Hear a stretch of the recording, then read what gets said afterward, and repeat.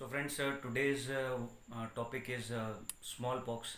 So we would be discussing smallpox under the heading like causes, symptoms, diagnosis and treatment.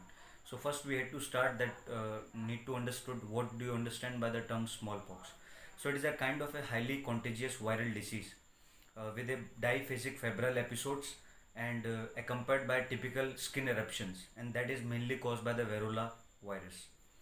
After that, the last case was noted in the year 1977 in the country Somalia. So now we had to discuss that how this virus has been antigenically similar to different components. If we see the other viruses, if it has a kind of a similarity between other viruses also, then cowpox and vaccinia virus are very much similar antigenically. So that is the most important thing. And now we would be discussing about the pathogenesis, means how the virus enters in our body and how the virus multiply and how the virus works. So first and basic thing that is really need very important to understood is that the virus is a kind of a contagious, so it always enters through droplet infections mainly, or aerosols. Sometime it has been also seen by spread of aerosol, so it has been also considered other than that.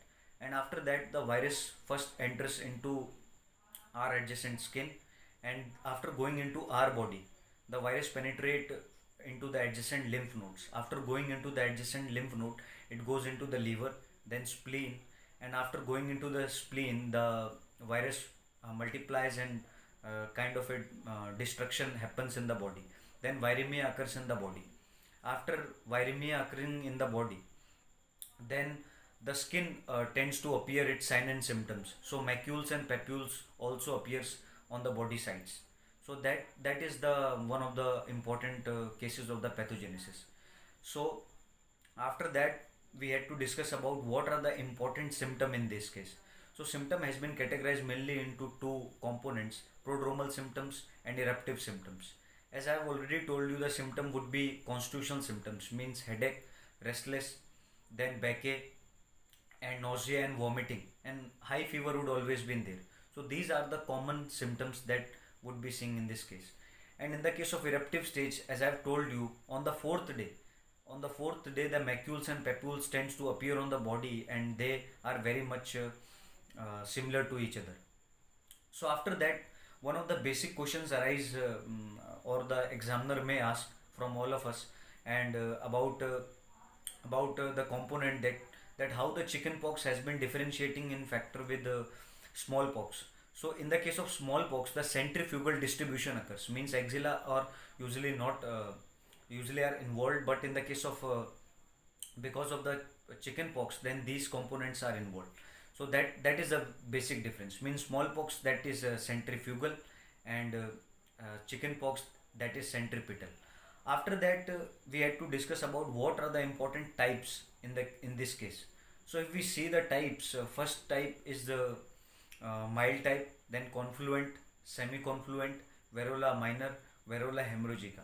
So these are kind of a types, but if we go through this kind of a types, we may find that sometime the rashes may left in between that, and sometime rashes may not left in between that. So that's the important component.